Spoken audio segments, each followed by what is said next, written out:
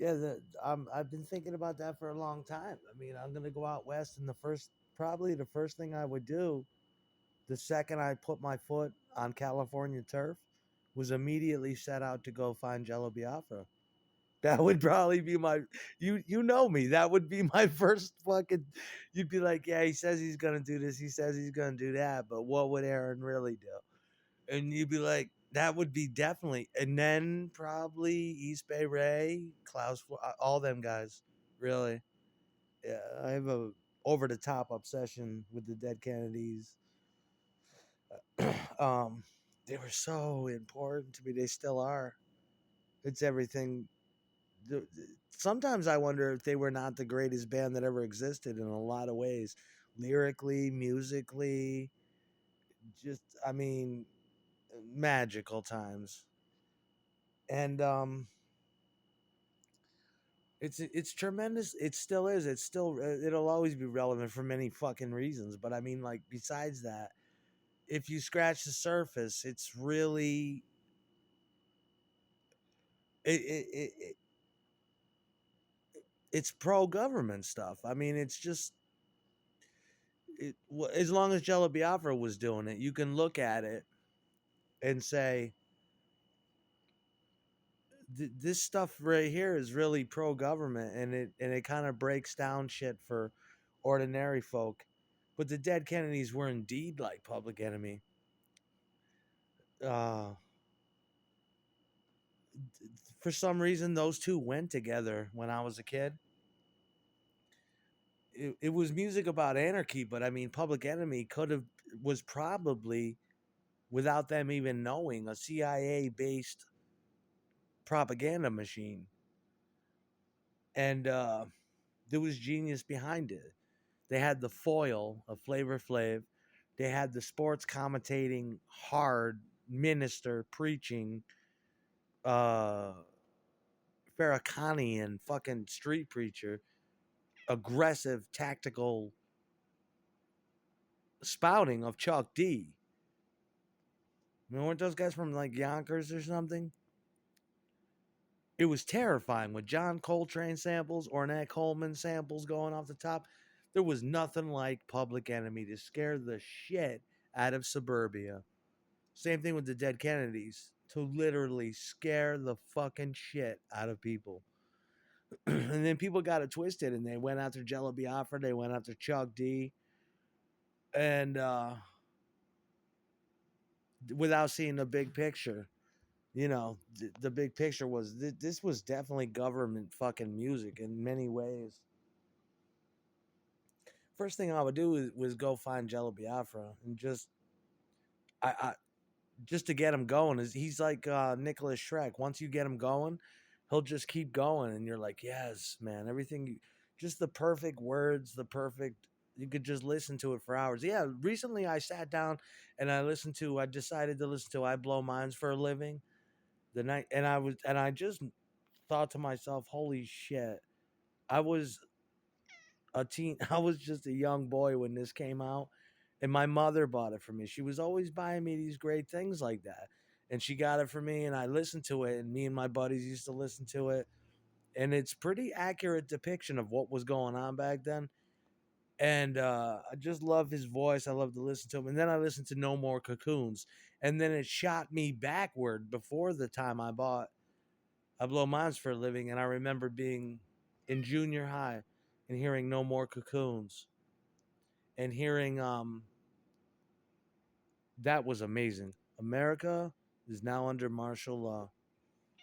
And the first time I bought Klaus Fluoride's records, I used to have that poster hanging in my room my entire life until it was in tatters. I hung it on my wall until it just tattered.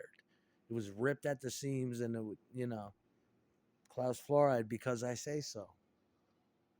Who's arguably the best bass player in rock music ever, besides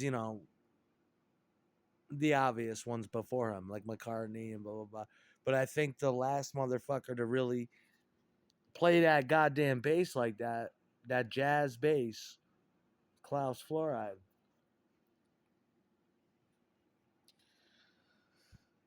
And that's the first, and that's what I'd be doing. I'd probably go to San Francisco if it's because San Francisco's still good. I'd go there and I'd eat tacos every day and burritos, eat little girl illegal pussy. I've got to get pussy, and I've got to get a foundation of pussy and trap pussy in the triangle so it can't leave, and just rotating pussy. You know, my handlers have got to start organizing fundraising events where they can have fake causes so they can compile money if they can't get a black budget to pour money into me so they can pull off I can just pimp out I could just pimp a little bit. I can have three other girls too that I don't and it's the books are easy. I'll just sit there like a miser with a fucking calculator and I'll tabulate roughly what the fuck it should be and believe me it'll come out even at least. But there'll be three dedicated hoes that, cuz some of them got to leave. They can't stay there all the time. Okay, I'm leaving, Dad. I gotta go back to my mother's. Okay, immediately the other host drives in the driveway, steps out of the car. Thank you. Get in here. Little blonde host here. Hi, Dad. Oh, you ready to fuck for 3 days? Ah. Oh, God, get busy. Yeah, you know what time it is, girl. Ah.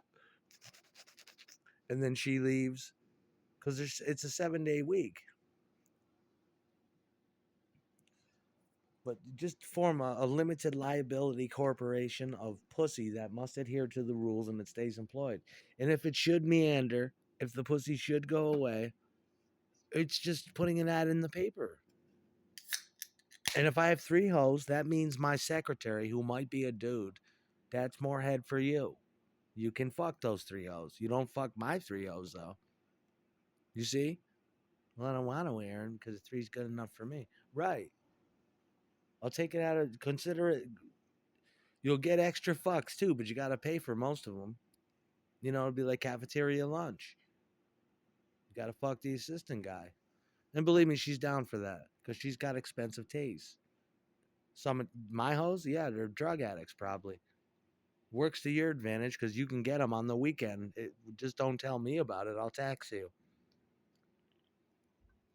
That's how I'd run my shit. I'd be like, good. You keep your business in check. You fuck these hoes. You pay for most of them. My hoes, but I don't want them. You fuck them. Thank you, Aaron, because these are good hoes. I like my lunch. You like sloppy joes on Wednesday? Ah, I knew you would, homie. And if you don't like it, you can hire a new hose. How's that? That's some freedoms for you as my secretary. I can choose the host. You fuck them. You might as well. You know what I'm saying? It puts coin in my pocket. I don't give a fuck what you eat on Wednesday. I'm having tater tots with my girl. You understand that? Wow, Aaron, I like this company. Well, you got to do your job. It's just not all free suck jobs. I'm aware of that. All right. You make me look good, I'll make you look good. But don't bother me when I'm up in there with my hose. When I'm up there busting Milabod, just slapping ass and reminding her, I fucking love you. This is what I did it for. You're top hoe. You understand that, bitch? It's a lot of responsibility. Yeah. Put those fucking socks on and let's get busy. Let's start administrating this corporation. You know? And the other hoes, too. I want to fuck some secretaries. I want to fuck older women, too. I want to fuck 20-year-olds, 30, 40, 50, sometimes 60, depending. You know?